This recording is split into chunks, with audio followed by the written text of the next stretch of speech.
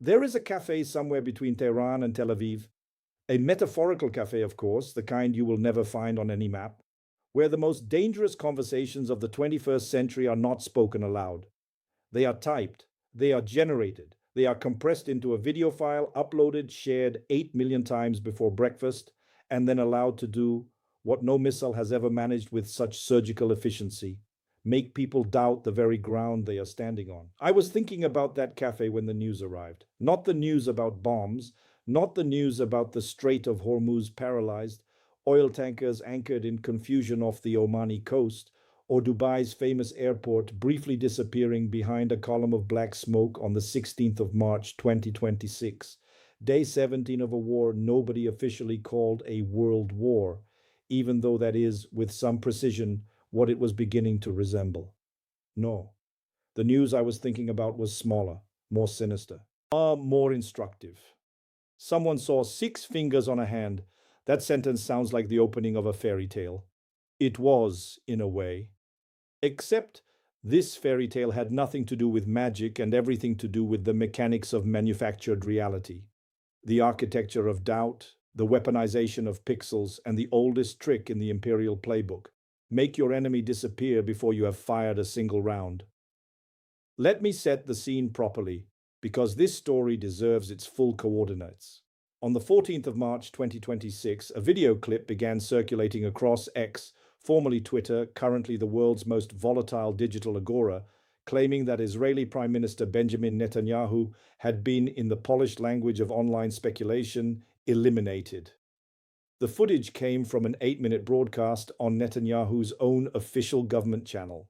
Somewhere around the 50-second mark, in the middle of a gesture about changing the balance of power in the East and beyond, the Prime Minister's right hand appeared in certain extracted frames circulated by certain accounts to display 6 digits, 6 fingers. That was the detail. That was the spark. And here is the most surprising part of this story. Within 48 hours, that clip had been viewed more than 8 million times. 8 million pairs of human eyes staring at a single frame, desperately trying to count to 5. Now, before we go further, let us be precise about what we were actually looking at. The phenomenon of AI generating human hands with additional fingers is well documented. It has become a kind of parlor test, the AI equivalent of checking for a reflection in a mirror to identify a vampire.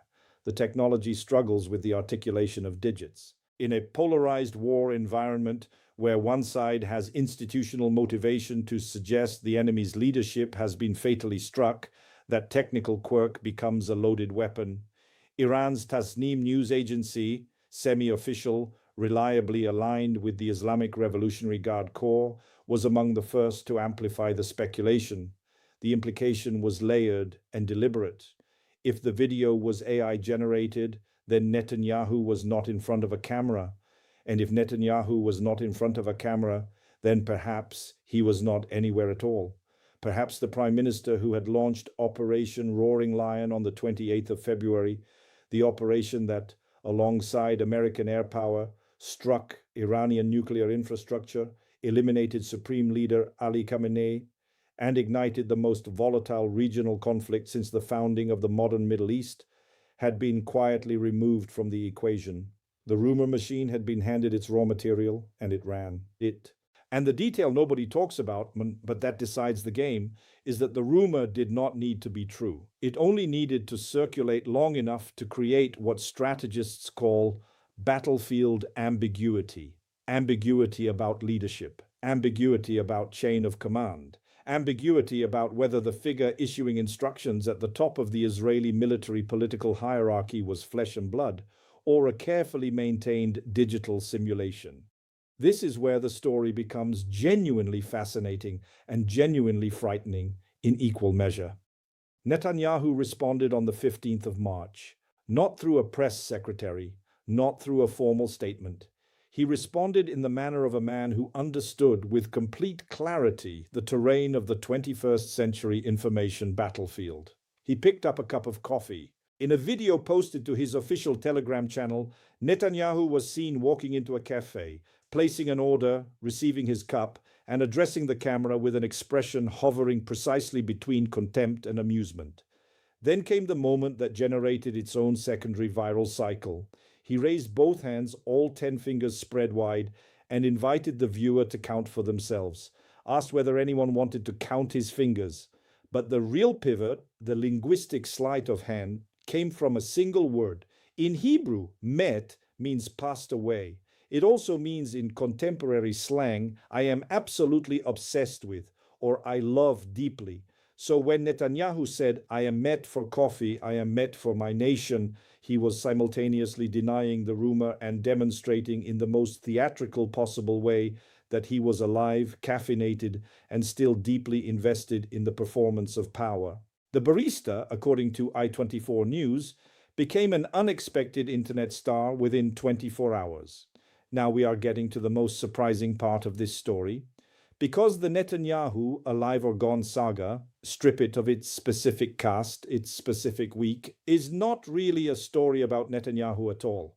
It is a story about the condition of information in wartime, about what happens when artificial intelligence, institutional propaganda, social media architecture, and a genuinely catastrophic regional conflict collide in the same 48-hour news cycle.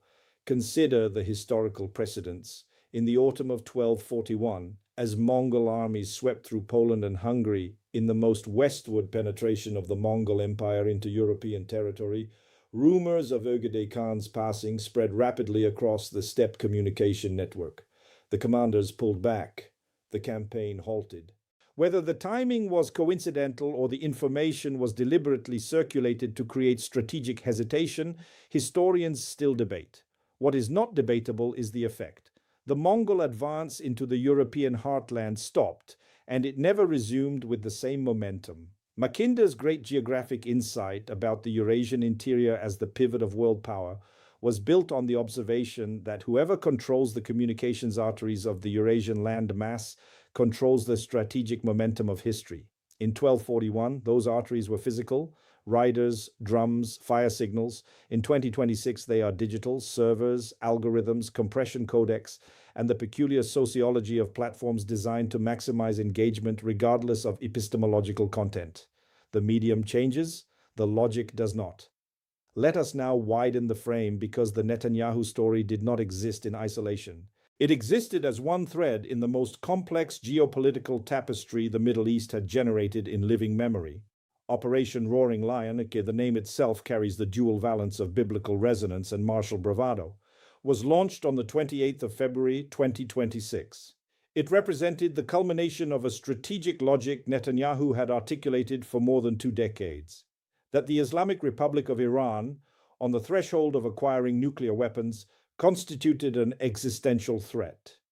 At his press conference on the 12th of March, his first public appearance since the war's outbreak, Netanyahu said something that stopped many analysts in their tracks. He said that Iran, the Iran that existed before the 28th of February, was no longer the same Iran. He was not wrong in strictly material terms. The strikes had eliminated Khamenei. They had reportedly taken out several Iranian nuclear scientists central to Iran's ballistic and nuclear programs. The IRGC and the Basiji had suffered what Israeli and American officials described as severe structural damage. The new supreme leader, Ayatollah Mojtaba Khamenei, son of the eliminated Ali Khamenei, had been elevated to authority but had not yet established the consolidated legitimacy his father spent 4 decades accumulating. And here is the detail nobody talks about. But that decides the game. The very conditions that made Israel's military campaign look like a success were simultaneously creating a political dynamic inside Israel that was unraveling the narrative of victory at its edges. Netanyahu's own polling numbers told a story his press conference did not.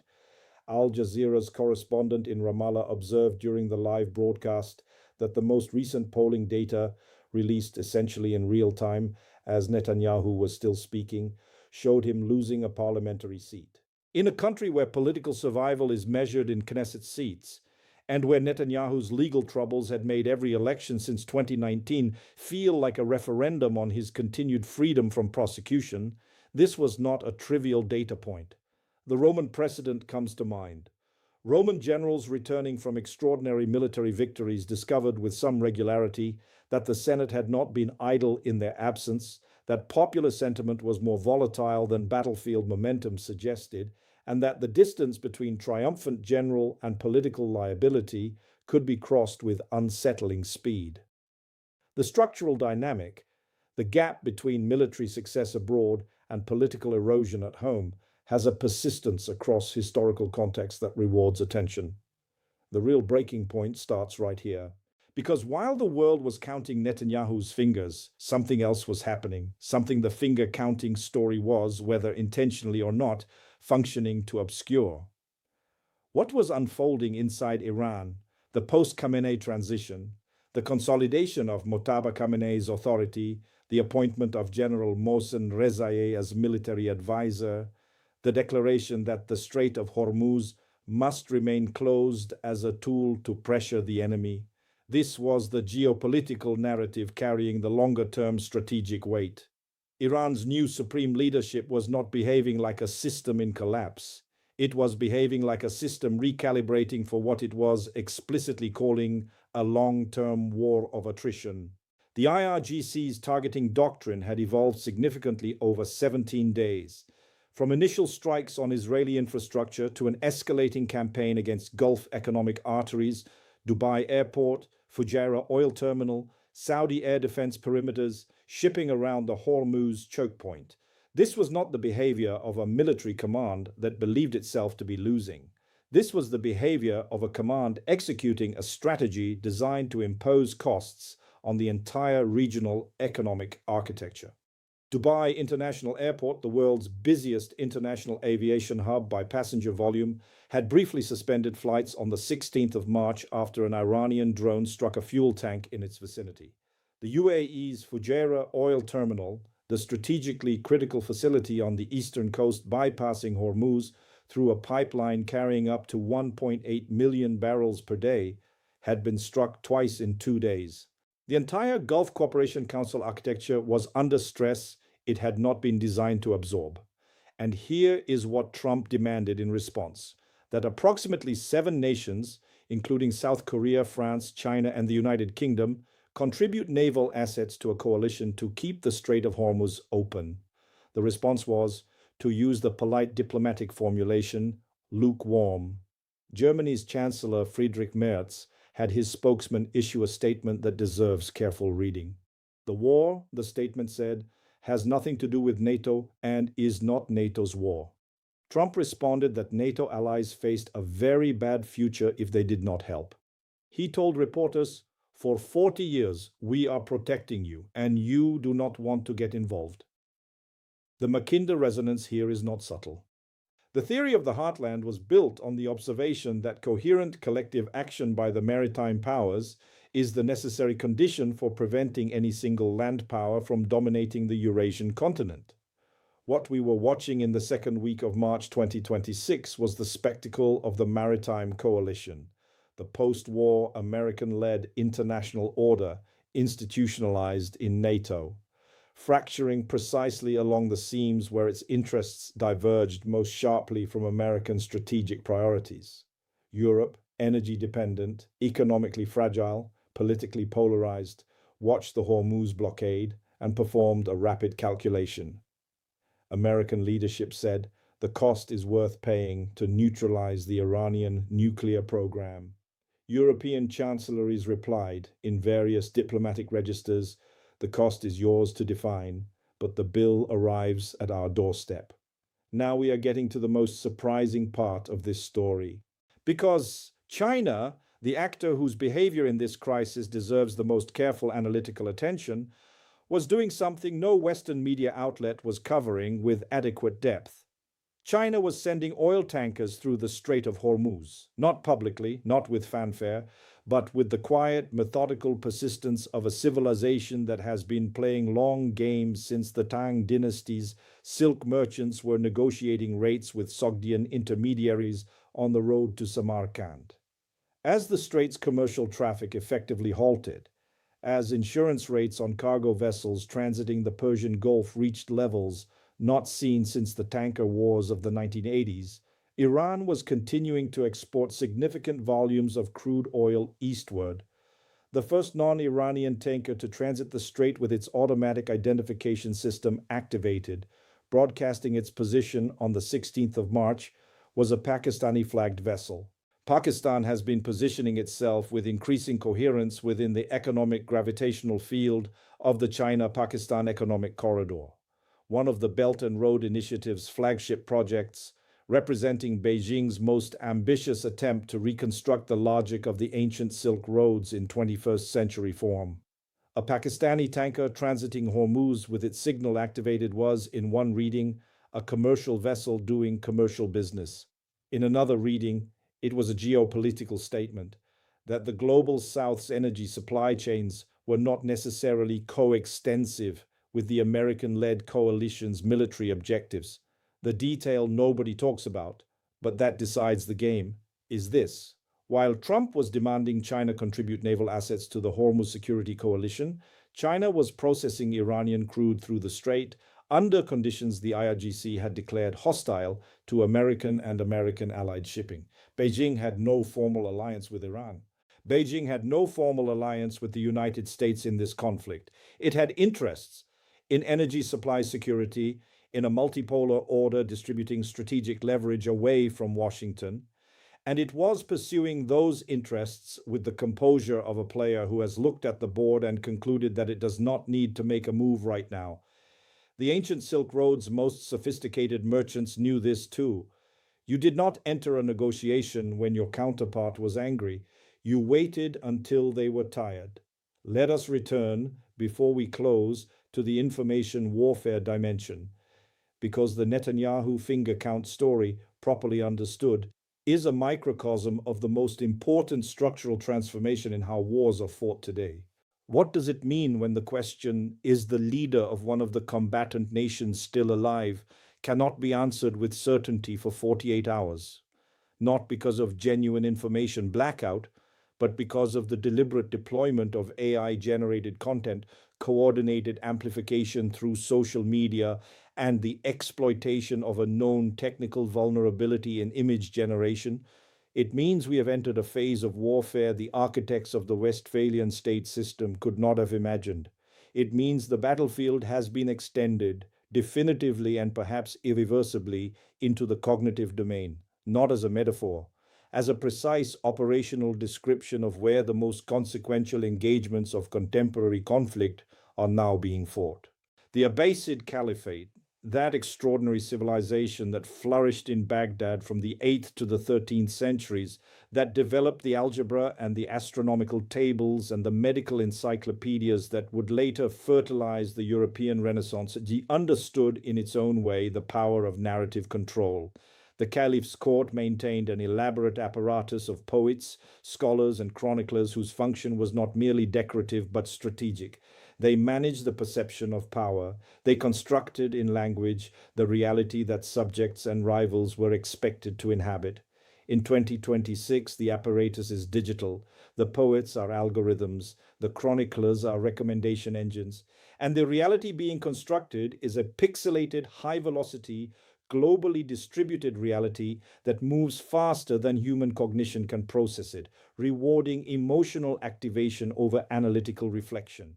The real breaking point starts right here, and it runs all the way back to the first scribes of the ancient Near East, who understood that the power to write the story of what happened was never merely a literary function, it was a function of power.